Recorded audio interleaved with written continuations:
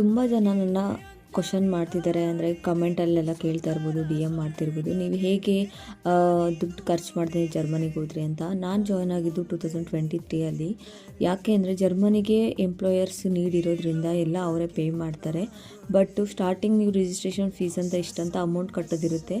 But ಯಾವ್ಯಾವ agency ಯಾವ್ಯಾವ ಥರ ಇವಾಗ ದುಡ್ಡು ಮಾಡ್ತಾ ಇದ್ದಾರೆ ಅದ್ರ ಬಗ್ಗೆ ನನಗೆ ಅಷ್ಟು ಗೊತ್ತಿಲ್ಲ. ಬಟ್ ಯಾವುದೇ ಏಜೆನ್ಸಿ ನಿಮ್ಮ ಮುಖಾಂತರ ಹೋದ್ರೂ ಇಷ್ಟು ಫೀಸ್ ಅಂತ ರಿಜಿಸ್ಟ್ರೇಷನ್ ಫೀಸ್ ಕಟ್ಟಬೇಕಾಗುತ್ತೆ. ಬಟ್ ಅದಾದಮೇಲೆ ನೀವು ಅಕಸ್ಮಾತ್ ಪೇ ಮಾಡಿದರೂ ಎಲ್ಲನೂ ರಿಹಂಬರ್ಸ್ಮೆಂಟ್ ಆಗುತ್ತೆ ನಿಮಗೆ ಅಮೌಂಟ್ ಎಲ್ಲ ಒನ್ಸ್ ನೀವು ಜರ್ಮನಿಗೆ ಬಂದರೆ. ಬಟ್ ಇವರಿಗೆ ನೀಡಿರೋದ್ರಿಂದ ಅವರೇ ನಿಮಗೆ ಲೈಕ್ ದುಡ್ಡು ಕೊಟ್ಟು ಕರೆಸ್ಕೋತಾ ಇರೋದು. That's why I got like free opportunity. Like ನಾನೇನು ಪೇ ಮಾಡ್ದೇ ನಾನು ಇಲ್ಲಿಗೆ ಬಂದಿದ್ದು. ಬಟ್ ತುಂಬಾ ವೆಯ್ಟ್ ಮಾಡಿದ್ದೀನಿ. ಅಷ್ಟು ನೀವು ಇವಾಗ ವಿಡಿಯೋಗಳಲ್ಲಿ ನೋಡೋಷ್ಟು ಈಸಿ ಇಲ್ಲ. ಯಾಕೆಂದರೆ ನಾನು ಜಾಯ್ನ್ ಆಗಿ 2023, ನಾನು ಇಲ್ಲಿಗೆ ಬಂದಿದ್ದು 2026.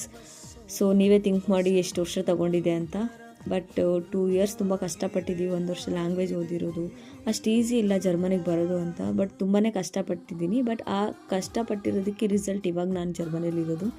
ಬಟ್ ತುಂಬ ಜನ ವೀಡಿಯೋದಲ್ಲಿ ನೋಡಿದ ತಕ್ಷಣ ಈಸಿಯಾಗಿ ಬಂದ್ಬಿಡ್ಬೋದು ಅಂತ ಯೋಚನೆ ಮಾಡಿದ್ರೆ ಅದು ಸುಳ್ಳು. ತುಂಬಾ ಲೈಕ್ ಶ್ರಮ ಬೇಕು. ಲೈಕ್ ನೀವು ಚೆನ್ನಾಗಿ ಓದಿ ಎಕ್ಸಾಮ್ ಕ್ಲಿಯರ್ ಆಗಬೇಕು. ಕ್ಲಿಯರ್ ಆದಮೇಲೆ ನೀವು ಇಲ್ಲಿ ಪ್ರೋಸೆಸ್ ಎಲ್ಲ ಆಗಿ ಇಲ್ಲಿ ಬರೋದು.